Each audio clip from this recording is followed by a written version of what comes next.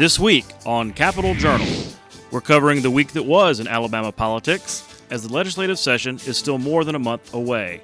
With tax season upon us, Revenue Commissioner Vernon Barnett joins us to discuss tips for filing your tax returns and changes to the tax code involving businesses.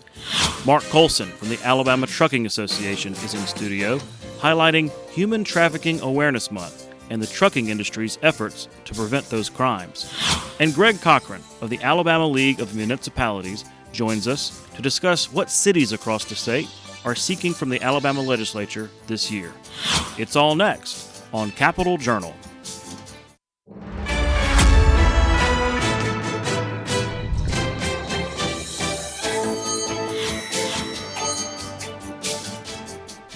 From our State House studio in Montgomery, I'm Todd Stacy. Welcome to Capitol Journal. Leading the news this week, Governor Kay Ivey continues to issue substantial executive orders at the start of this, her full second term in office. The latest order deals with public information requests and the ability of citizens and journalists to obtain public records from state agencies. Executive Order 734 requires those agencies to establish a portal for requests, respond within 15 days for a simple request or 45 days for a more complicated request, and limit fees to $20 per hour for preparation time and 50 cents per page for paper copies. Alabama's public records law says that any citizen has the right to inspect and take copies of public writings, except for those exempted by law. However, the law does not provide deadlines for responses or an enforcement mechanism beyond the filing of a lawsuit. That often makes it difficult for journalists and citizens to access public records in a timely manner. Both the Alabama Press Association and the Alabama Broadcasters Association applauded Ivey's order and said the legislature should go further to enact permanent changes with real enforcement mechanisms. Tuesday marked the opening of a new mental health crisis center in Birmingham, one of 6 centers in the state intended to address a dire shortage. Governor Ivey and officials from the Department of Mental Health gathered at the new Craig Crisis Center for a ribbon-cutting ceremony. The center will provide care to those experiencing a mental health or substance abuse crisis and is intended to take the pressure off emergency rooms and jails. The state now has mental health crisis centers in 6 areas: Birmingham, Tuscaloosa, Huntsville, Mobile, Dothan, and Montgomery. The Alabama legislature has provided special appropriations to fund these new centers to improve the state's mental health offerings. Speaking of the legislature, we are about 5 weeks away from the start of the 2023 regular session. One of the big questions being asked around the capital city is whether or not Governor Ivey will call a special session for lawmakers to take up and pass legislation allocating the second round of funds from the American Rescue Plan Act, or ARPA. The state has another $1.1 billion from Congress set to be allocated. Last year, Ivey put the regular session on hold by calling a special session to focus lawmakers' attention on the first round of ARPA funds. However, one high-ranking lawmaker says final legislation might not be ready by then. State Senator Arthur Orr chairs the Senate Education Budget Committee and is deeply involved in ARPA funding negotiations. Appearing on the In the Weeds with Alabama Daily News podcast, Orr said new rules on those funds, passed in the Omnibus Appropriations Bill late last year by Congress, could further delay and complicate those spending decisions. He said a special session is likely, just not at the first of the session. Here's that audio.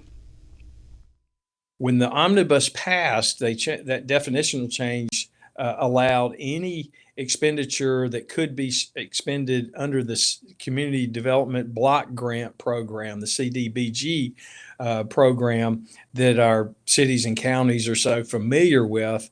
And so that expanded the scope extensively. So now when we thought because of the narrow scope, we didn't have many options. Now we got a lot of options on how that money can be spent in a special session. And I would say, Mary, I would envision a special session in the regular session probably will not happen the first week that we go in March.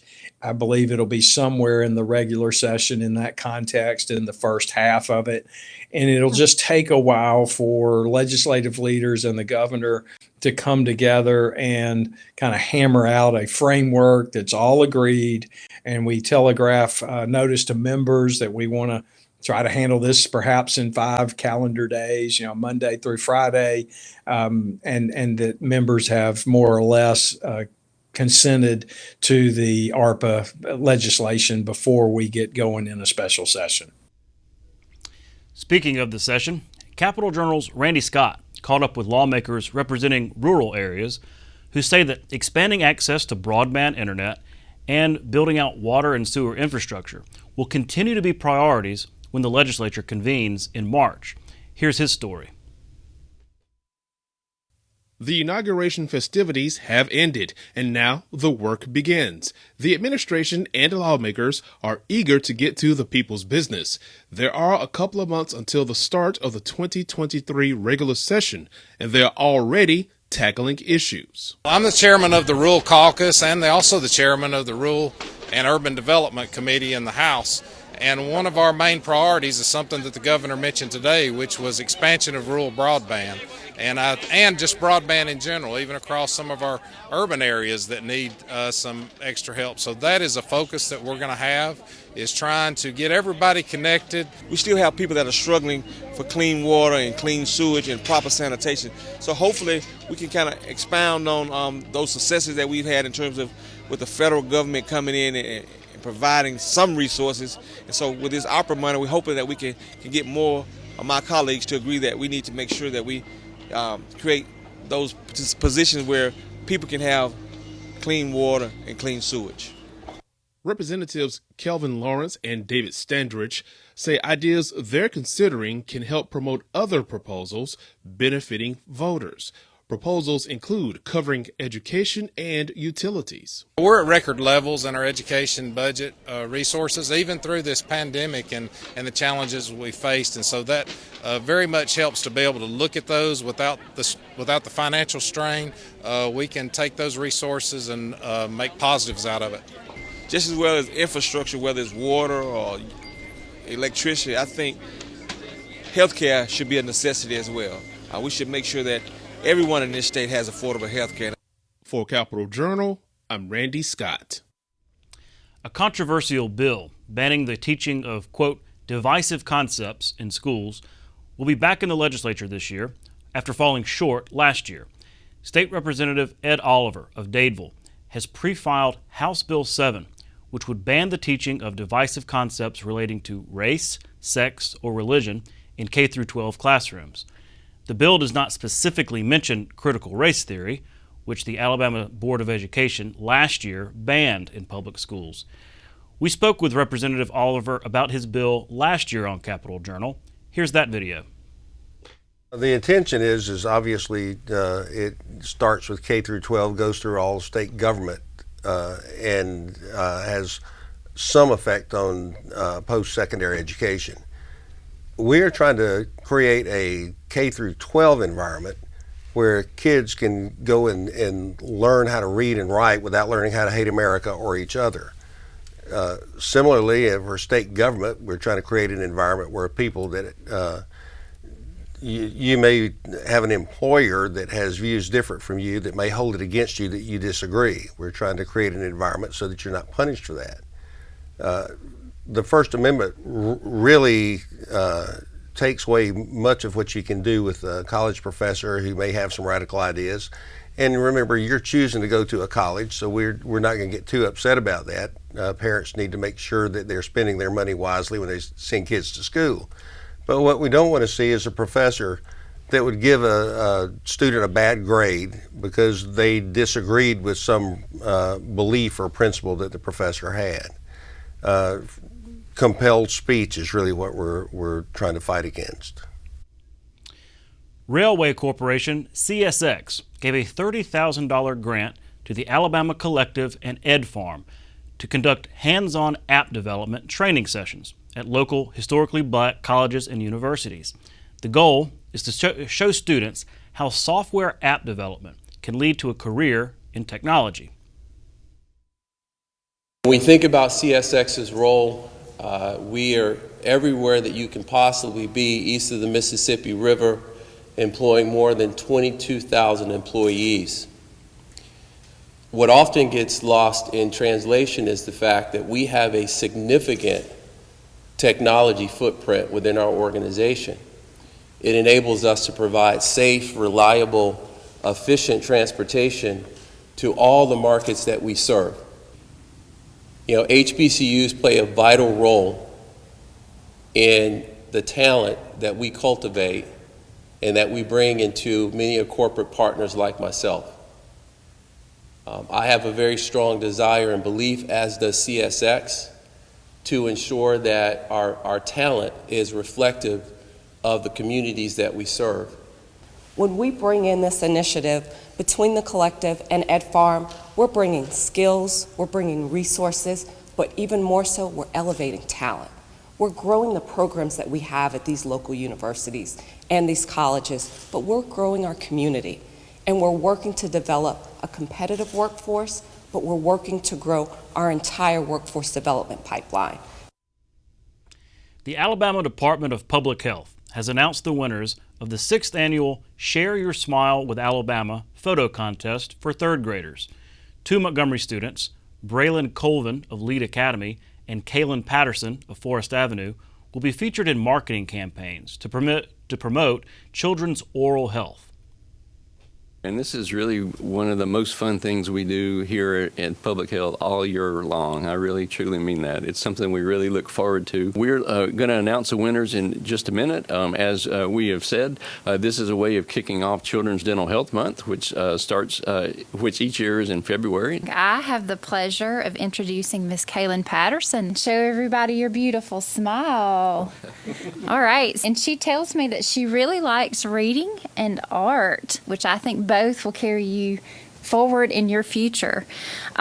She also is a dancer, so outside of school she enjoys jazz, ballet, tap, and baton. I have the wonderful opportunity of introducing our male winner for the contest, Mr. Braylon Colvin.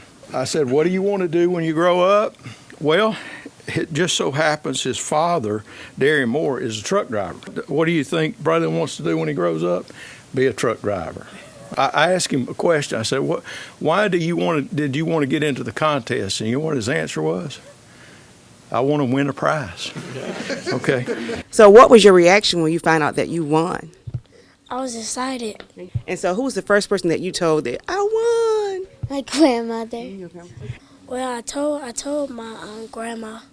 And what did your grandmother say? She said, I'm glad. She really didn't believe me. Another function of the Oral Health Office is connecting Alabamians with dental care resources, including insurance. Recently, the office conducted dental screenings on some of the state's kindergarten and 3rd grade students. Capital Journal's Karen Goldsmith reports. We screened during COVID. We did 56 schools and saw 5,600 students just to see the amount of decay in the state. We found that the majority, well, let me just say, the amount of dental sealants in the state has gone down over the years. And that's something that we're going to research to see what actually is going on, why dentists aren't doing more dental sealant. She says sealant for children is covered by insurance and can last well into adulthood. They are also important because dental sealants can actually prevent decay. Tooth decay is one of the most common diseases, in fact, the most common disease of kids age 6 and up and of adolescents as well. It's many times more common than things like hay fever or asthma or other things that we think a lot about, but it's extraordinarily common. Dental professionals say untreated cavities or tooth decay in children can lead to pain and infections. In adults, it can contribute to certain health issues such as heart attack and stroke. The tools for maintaining healthy and beautiful teeth include seeing a dentist twice a year, limiting sugar and soda, drinking fluoridated water, brushing twice a day, and flossing once a day. And I know people with their times are busy. We're busy. And people say, I don't have time to floss. At least once within every 24 hours is all I ask people to do. For Capital Journal, Swish. I'm Karen Goldsmith. Need to go to the dentist. We'll be right back with tonight's guests. You can watch past episodes of Capital Journal online at video.aptv.org. Capital Journal episodes are also available on APTV's free mobile app. You can also connect with Capital Journal and link to past episodes on Capital Journal's Facebook page. And you can listen to past episodes of Capital Journal when you're driving or on the go with Capital Journal podcasts. Keep up with what's happening with Capital Journal.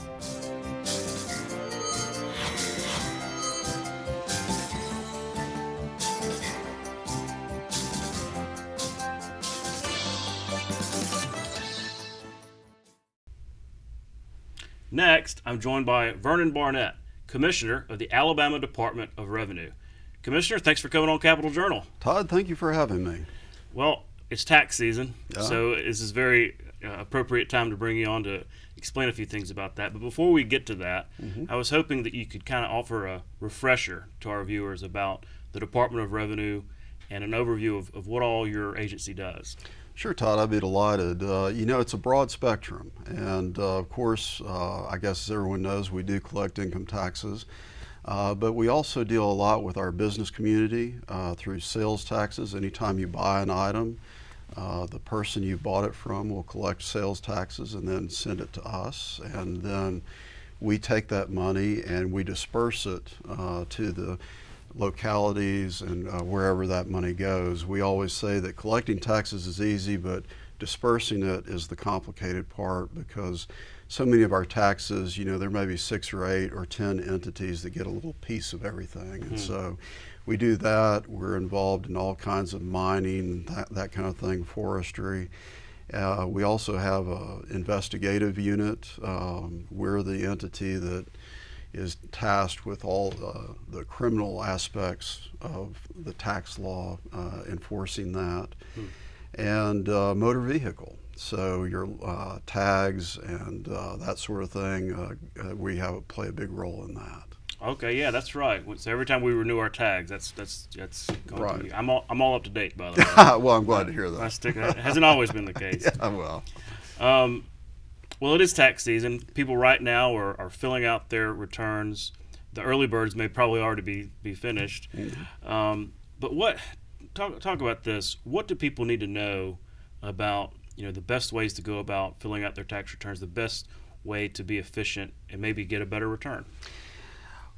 Well, there are several ways to file, and we went live on Monday of this week, and so far we've had well over 50,000 Alabamians file their taxes. So we've had a number of early birds.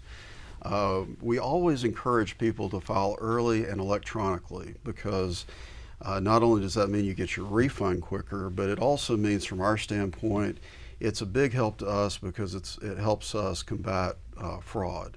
The bad guys tend to file electronically and very early. They want to get in before the legitimate taxpayer does and try to trick us into paying that refund. And so there are several ways to pay your taxes. You can use a vendor. There are several. We see a lot of very creative commercials this time of year, Sure. And so you can pick your vendor. You can do it yourself and for free. We have My Alabama Taxes. You can go to our website and create an account, pay your taxes that way. Or if you're old school and you like to file on paper, you can go to our website and download the instructions and the form, and you can fill it out and mail it to us. Now, we want to encourage you not to do that. We're trying to go away from paper. But there are certainly those people who prefer that. But well over 90%, I guess maybe 92, 93% of Alabamians file electronically now. And so we're excited about that and hoping to continue it. Well, yeah, I mean, I remember it used to be you'd physically mail out the paper tax forms, and that's what you'd fill out. I remember I distinctly remember when that changed. I'm like, what am I supposed to do? Right. We go online now. So, but now it's second nature, right? Everything's online. Absolutely, absolutely. And we've been tweaking the process. So we now allow you to pay any liabilities you may have with a credit card. That's something new that we're offering. That makes it a lot easier for people. And we have a brand new website that I encourage people to go to. It's our old website was created by us, mainly for us and tax professionals, and so it was confusing and I think frustrating for most people. And so this new website is more user-friendly, and if you're not used to surfing a website, we have a chat bot called Dora, and you can talk to Dora, and she'll find you whatever you want. And so what's that website again? We'll put it up on the screen. It's www.revenue.alabama.gov. Okay, great. Now, I know that there were some changes to tax law passed over the last couple of years by the legislature that may be going into effect this year, especially those involving businesses. Mm-hmm. What changes can we expect, or are those being implemented right now? They have been implemented. There's been a lot of changes over the last 5 years. As everyone can appreciate, the world we're living in right now is changing very quickly. And so many of the changes going on intersects tax world. And so the challenge that we immediately faced coming in with the Ivey administration were these rapidly changing economy and societal things, and then trying to marry that up with tax laws in some cases that hadn't been touched since the 1930s. And you can imagine how much has changed since then. So the legislature has worked very carefully with the governor, and she referenced it in her State of the State, but she's actually passed 36 bills over the last 5 years that have reduced the liabilities and of taxes on the people by over $620 million and made it easier to pay. And in the realm of the small business, there have been several reforms, but the most recent one, a lot of our smaller businesses have been required to pay estimated sales tax. So instead of collecting the tax from the consumer and then sending it to us, they had to pay up front on what they thought that they would bring in. And then on the back end, we would certainly give them the money back if they didn't get it, but that affected their cash flow, as you can imagine.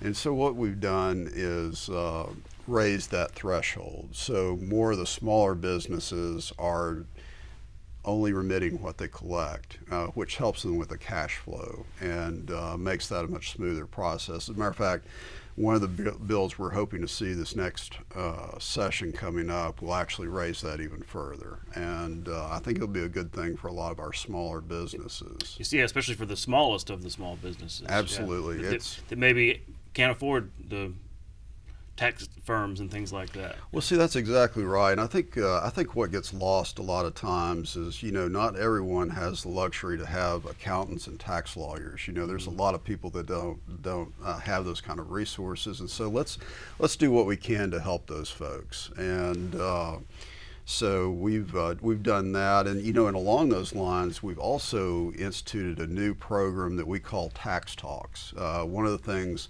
that we realized over the last couple of years is that things had changed so much so quickly that a lot of our community was being left behind and didn't fully understand or realize that something had changed. And so our folks are going out and basically conducting day-long seminars for accountants, bookkeepers, whoever wants to come.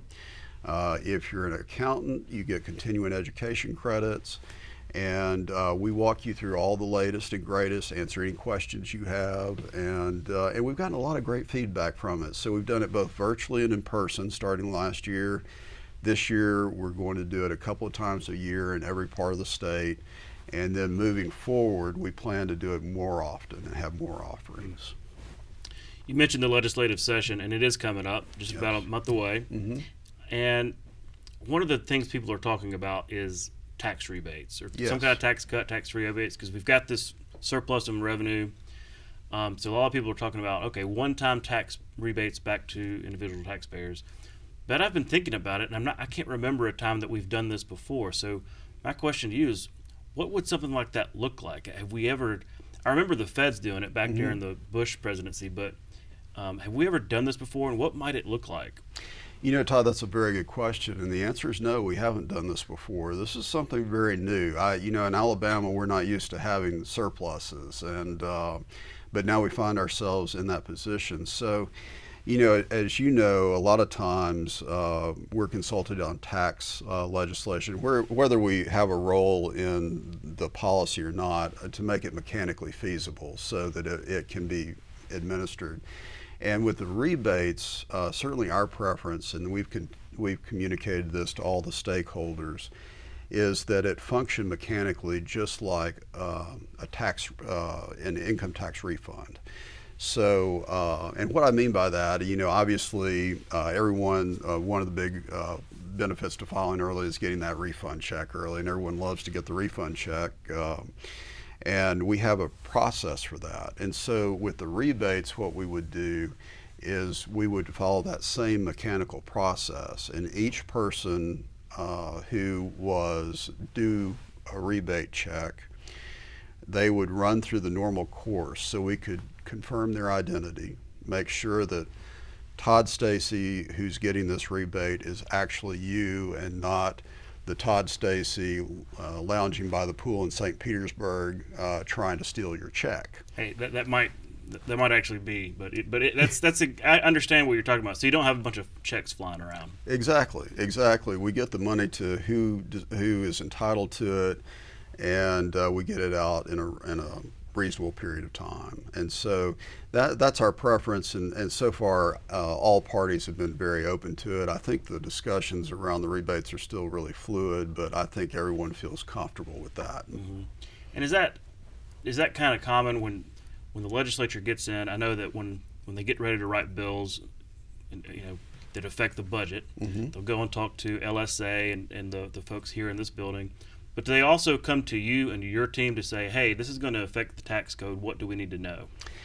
They do, and we very much appreciate that, because any work that we can do on the front end to make the bill something that we can administer means that it saves time during the session. And as you know as well as I do, the last thing anybody wants is for their bill to get hung up during the session. And also the last thing anybody wants is to pass something that, can't be administered. And so we've tried to work very closely with all parties. And, we're very candid with everybody. Look, I don't know that this is a good idea, but we will fix this to where it will absolutely work should the legislature decide this is what they want to do. And, and that's a very confidential process, and so we don't run out and advertise. But it's worked really well so far. Yeah, well, no, I can see it. Nobody wants there to be any kind of drag on their bill to include well, hey, revenue hasn't looked at this or something like that. Right, So that makes sense. And it'll be here before we know it. It will. It's coming fast. Well, Commissioner, we're out of time, but thanks again for coming on the show. Thank you, Todd. I appreciate it very much. We'll be right back. You're watching Alabama Public Television.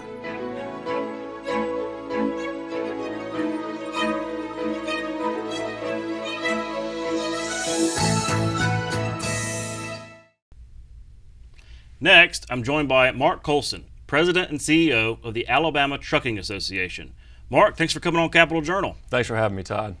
Well, it's Human Trafficking Awareness Month, and that's really why I wanted to have you on the show, because you've got this op-ed, y'all really involved in this issue. But before we get to that, I wanted to ask you to maybe remind viewers of the Trucking Association, your role as president, and what your organization does here in the state. Well, the best part of my job, Todd, is to get to remind people that Alabama is a great home for trucking. In Alabama, 86% of everything everybody gets, every community from north to south, depend on the trucking community and truckers to deliver those goods. And there's 110,000 people in our state that work in our industry. That's 1 in 14 jobs.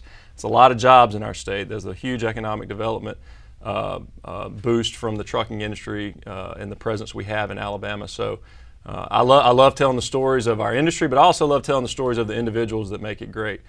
Recently, we profiled a lot of these professionals in our magazine, The Alabama Trucker. Felicia, who dons the cover of it, and she's got a wonderful story herself. 26-year-old female driver out of Birmingham, and when you talk to her and you get to meet these individuals that do this work every day, they live in the joy spectrum.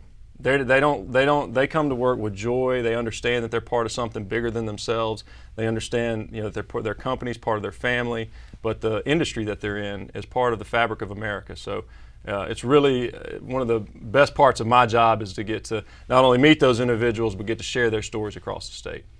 It is interesting to hear you talk about it and to think about the sheer volume of the network of logistics out there that are making the day-to-day things run, the 99-cent things happen, right? Look, I've recently did an interview on the supply chain, and I think more people are more cognizant now of supply chain challenges and logistics than they've ever been, even if they don't touch that in their profession. And when you think about the global supply chain or even the American supply chain, we had the Suez Canal blockage, you had all the boats out in the port of LA, you've had all these different challenges throughout the pandemic and then after. But when you really think about how any component gets from point A to point B to point C in America, it's quite a miracle. It's a miraculous modern innovation. And so even with the biggest challenges we've had even over the last couple of years, stuff still got to where it was going. I get asked all the time, are diesel prices going to prevent truckers from getting the goods to where they need to go? And the thing I'm proud of in the trucking industry is we deliver the goods. I've done the term crisis or Christmas, whether it's a crisis like a hurricane or Christmas time, stuff's going to get there. And but right now it's been more expensive and people are feeling the effects of inflation. And certainly that's why we're cognizant of things that drive up the cost of transportation and freight, because ultimately consumers bear those cost increases. And so we're always trying to find ways to create efficiencies in the supply chain. Mm-hmm. Yeah, we might be a little spoiled when it comes to how quickly we can get goods. Human trafficking. It's Human Trafficking Awareness Month. This is obviously a huge issue internationally, but y'all have taken the lead here in the state of talking about the trucking industry's unique ability in this space because of your proximity maybe to some of the problems. Talk to me about why y'all got involved and what's going on. Well, I'll share my personal story. When I assumed this role with the Alabama Trucking Association, I, like probably most of the people who might watch this, when you hear the term human trafficking, you have different perceptions of what enters your brain. And I can tell you that what that term and what entered my brain before entering this job and understanding this better was I was ignorant. And only to be enlightened by an organization called Truckers Against Trafficking, which was formed in 2009, and I'll talk a little more about it. But after learning about the work that Truckers Against Trafficking does in our industry and how we've partnered to address awareness of what human trafficking is and how to identify it and then what to do to prevent it or to report it, it was an enlightening process. And then, once you've been educated about something, once you're aware of how dire and how prevalent this crime or any other terrible situation is, then we're left with a choice, right? We're left with the choice of action or inaction. I can no longer walk around being ignorant. Now we have to do something about it. And thank God truckers are people of action and so many others. And human trafficking, for those of you, and I wrote the definition down because it's important, and it's the exploitation of human beings through force, fraud, or coercion for the purposes of commercial sex or forced labor where a third party is profiting. And most of the time this occurs where people still are living, kids mainly, young women, especially minority young women, are living in their homes and being trafficked out of their homes. And it's not just happening. There's two truths that I think we all need to understand. This is a form of modern day slavery. Human trafficking is modern day slavery. And the second truth is that it's not happening in some faraway land. It's happening in our neighborhoods, wherever you may live.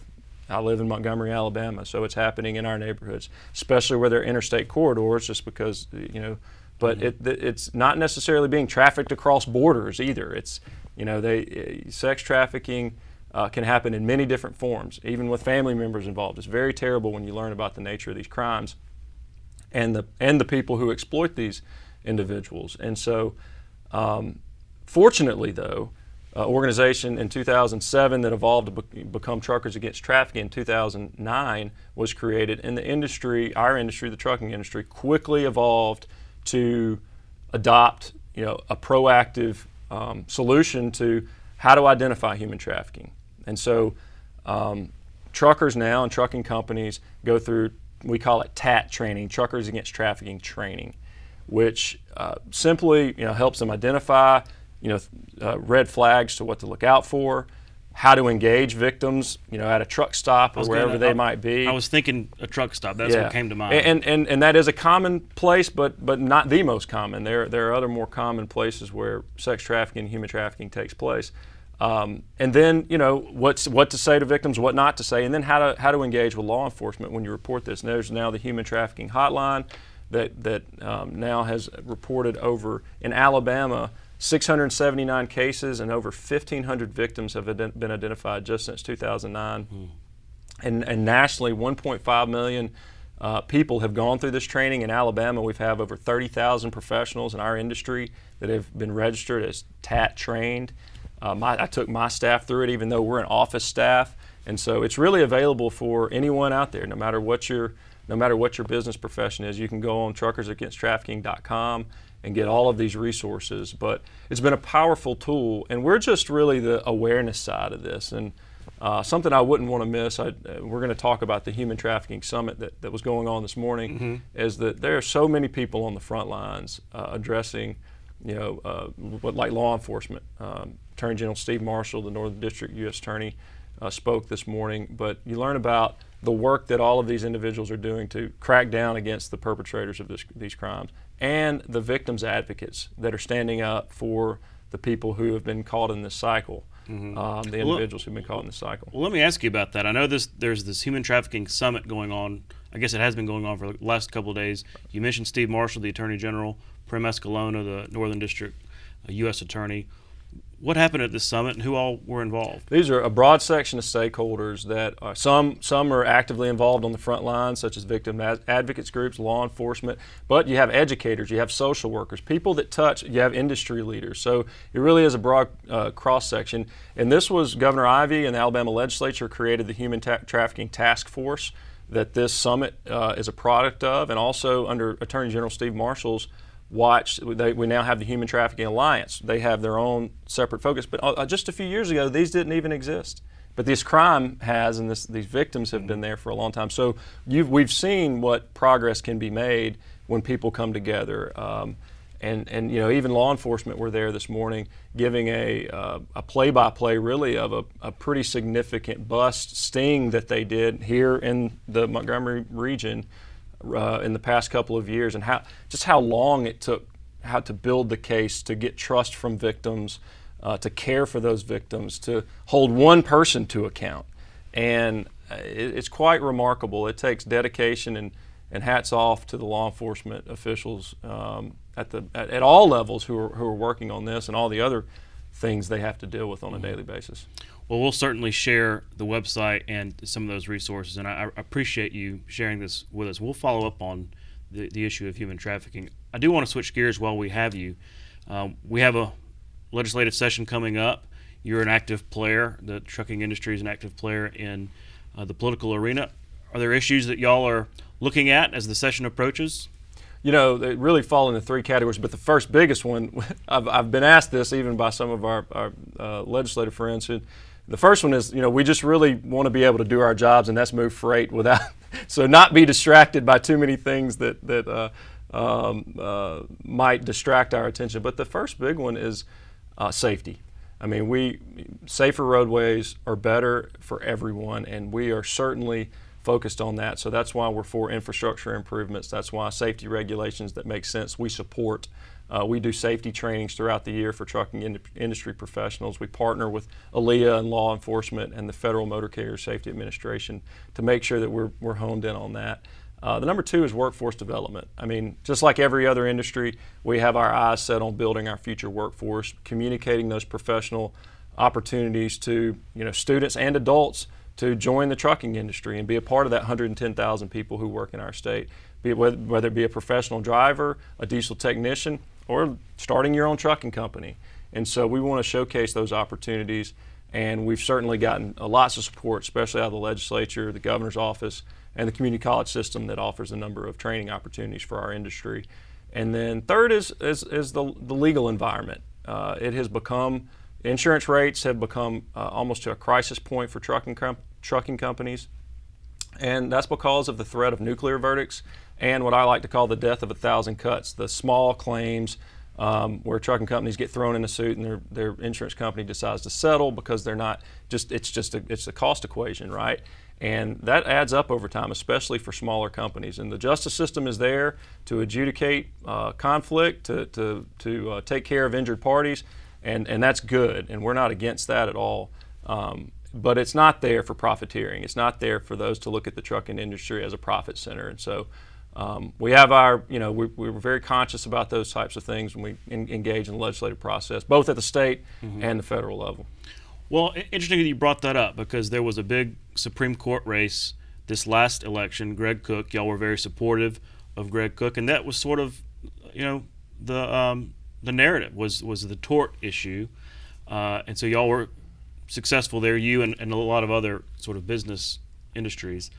But we've got a full slate of judicial races coming this next term. All right, it's not going to be the big, governor, attorney general. It's going to be, Supreme Court, circuit court, civil appeals, all that kind of stuff.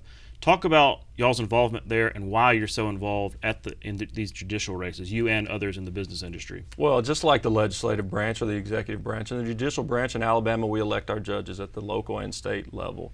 And thankfully, since the 90s, we've had a very stable appellate court system in Alabama, which, at that time in the 90s, we did not. We had the reputation nationally of being tort hell. And so thankfully, we've had a number of good justices over the years who've changed that reputation, and we've continued that. Greg Cook's a great example of that, and we have a great bench there now.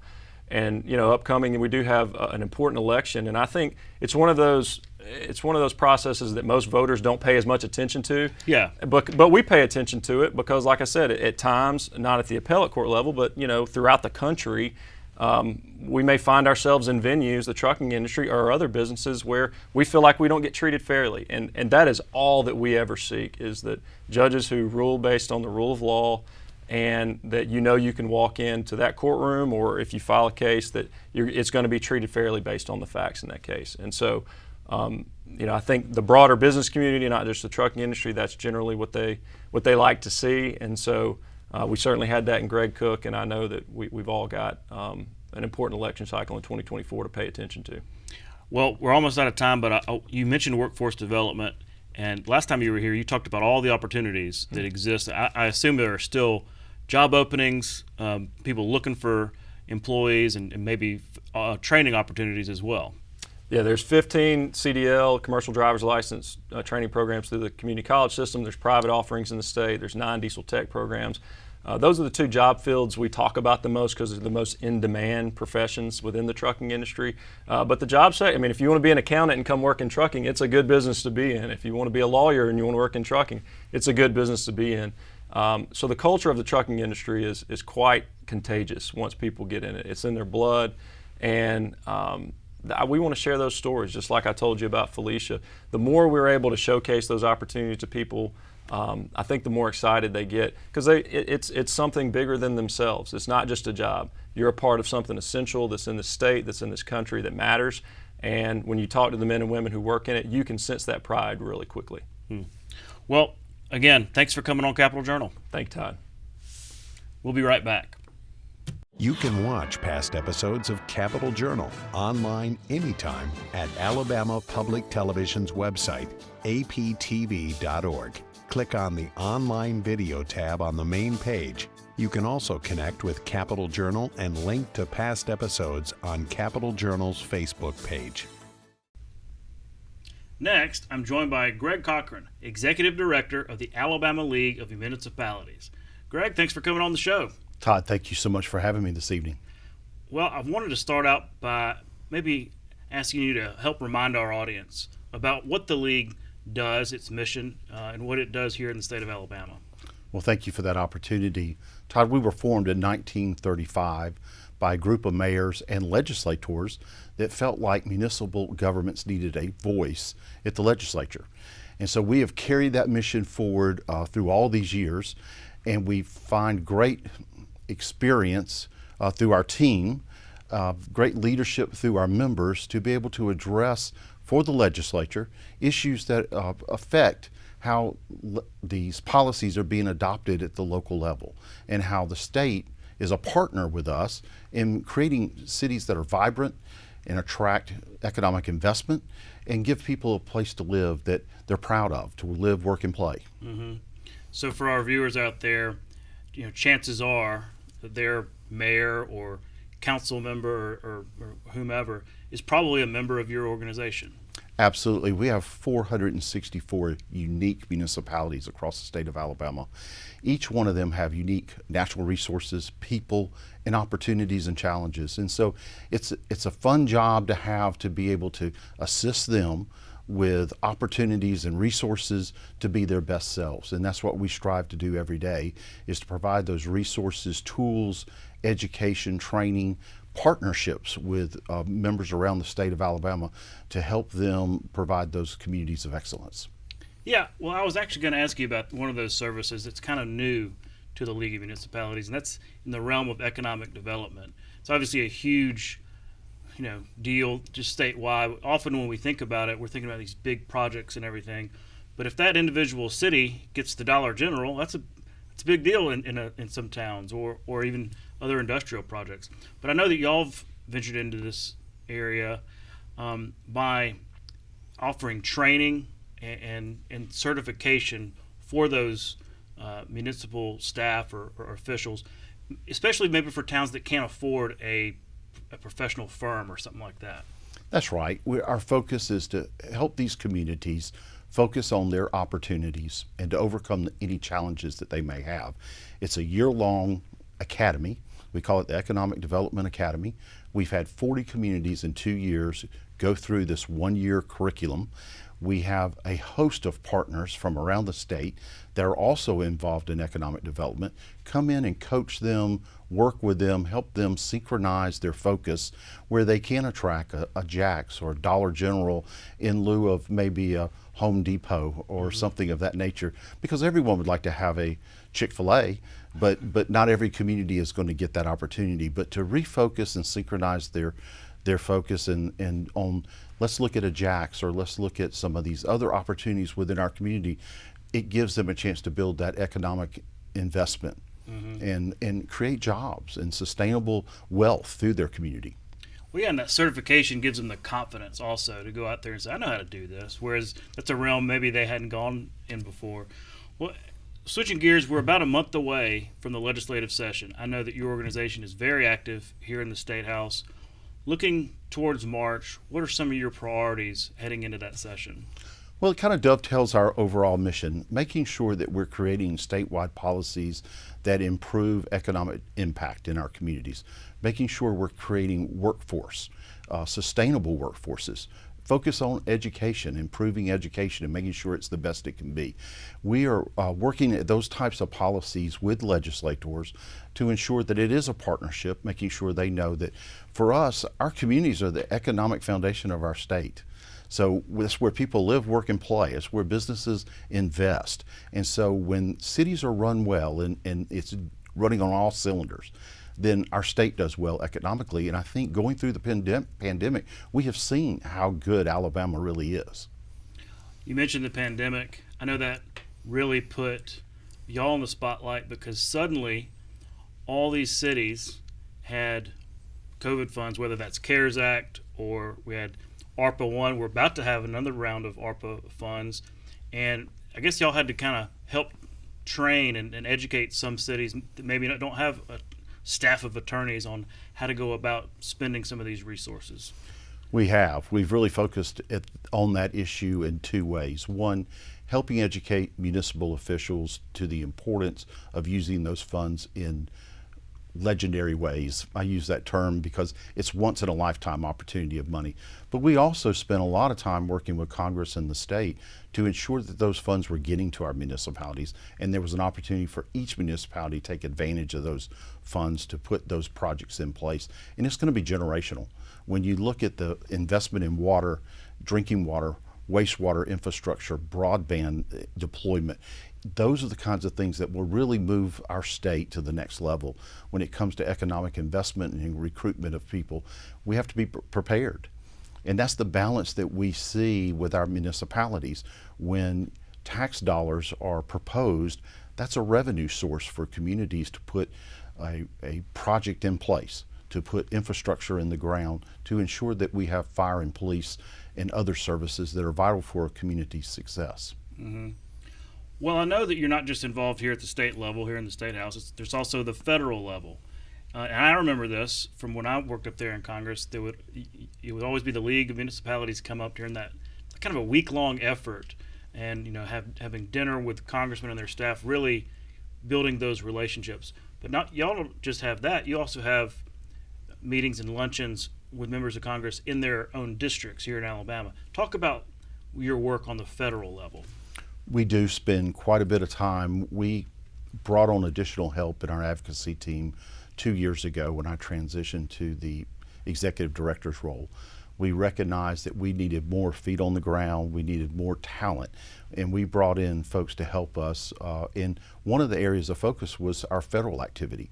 We wanted to make sure that for communities that didn't have the resources to get to Washington and participate in the National League of Cities Washington meeting in the spring, that they had a chance to visit with their congressman or their congresswoman and their staff here in Alabama, where it was, so we put on in the fall, during the fall recess, we put on a series of luncheons around the state, and they have been phenomenally accepted both by the congressional delegation and our municipalities, because it does give them a chance to get an idea of the needs that these communities have and how they can be helpful in DC. And we have a great congressional delegation, as you know. And so, is that week in D.C. coming up? Isn't that normally like a spring sort of thing? That's right, Todd. In spring, it's coming up in March, and we already have about 100 officials signed up to go with us there, and we put on a series of dinners in Washington with the congressman, again, to create that networking opportunity, that opportunity to partner and work together. We also have a caucus meeting, and so we bring speakers in to meet with them and tell them what's going on at the federal level. Mm-hmm. Well, I do remember those, because it's just rare that you get, 20, 30, maybe even more mayors, city councilmen, officials like that in one room from your district. Mm-hmm. That's a real plus for any member of Congress who wants to truly keep in touch. But also, just thinking from a, that level, whether it's federal or state, you say you're a congressman, that relationship with your mayor, or the city councilman, or what have you, that's really important. Even, I want to hear what they're saying, maybe even more than a statewide official, because they're hearing from people really on the ground. So it's a really valuable feedback opportunity. Absolutely. When you look at all government is local, that saying's been around for tens of centuries. And it really is, because the municipal officials, they live, work, and play in their communities. They're there every day, whether it's in the grocery stores, having coffee at a local coffee shop, where they work. And so they're really hearing back from their citizens on a daily basis of the needs, challenges, and opportunities that are there for them. So the congressmen really value that input and that perception that they share with them. Yeah, absolutely. I remember working up there, and there was all kinds of, people often don't know where to go when they have an issue, or even a very local one. Maybe they don't know their city councilman very well, but I saw a commercial for my congressman, so I better call him and talk about a stop sign or something. It's really good to know who those folks are on the ground, in the local community, to say, hey, so and so has a problem with the street. Here's this communication. So yeah, those relationships work both ways. They really do. And again, I give accolades to our congressional delegation. Their staffs work tirelessly to ensure that they're there for constituent affairs, that they're there for the municipal officials. It's a wonderful partnership, and we've been very blessed in this state by having local officials, partner with statewide officials, our legislators, and with the congressional delegation. Great things have happened when that comes together. Before I let you go, like I said, we're in a new quadrennium here, new term, lots of new faces in the legislature. You've also got several lawmakers who they themselves used to be city councilmen, or used to be mayors. Is that encouraging to see that? Because they know from your perspective, from your organization's perspective, what the deal is on the ground. Absolutely. Hopefully they will see opportunities to partner with us at this new juncture in their careers, working at the statewide level to put good policies in place to continue to support their communities and their citizens. And again, we're all about good growth and making sure our municipalities have the resources that they need. Well, Greg, thanks again for coming on the show. Look forward to having you on again. Todd, thank you very much for this opportunity. We'll be right back. Singer Wilson Pickett was renowned as an energetic and intense performer. The Prattville native gained international fame with such hits as Land of a Thousand Dances and In the Midnight Hour, and became one of the biggest music stars of the 1960s and 70s. He remains one of the most unique and significant artists of the soul music era. Atlantic Records producer Jerry Wexler encouraged Pickett to record at Stax Records in Memphis, merging the gospel roots of Pickett's vocals with the strutting, layered rhythms of the Stax musicians. Pickett soon was topping the R&B charts and crossing over to the pop charts. In early 1966, Wexler took Pickett to Fame Studios in Muscle Shoals, which had built a reputation as a versatile source of hit records. He and the Muscle Shoals Swampers recorded celebratory hard-driving hits such as Land of a Thousand Dances and Mustang Sally. Wilson Pickett was inducted into the Rock and Roll Hall of Fame in 1991. That's our show for this week. Thanks for watching. We'll be right back next week at the same time, right here on Alabama Public Television. For our Capital Journal team, I'm Todd Stacy. We'll see you next time.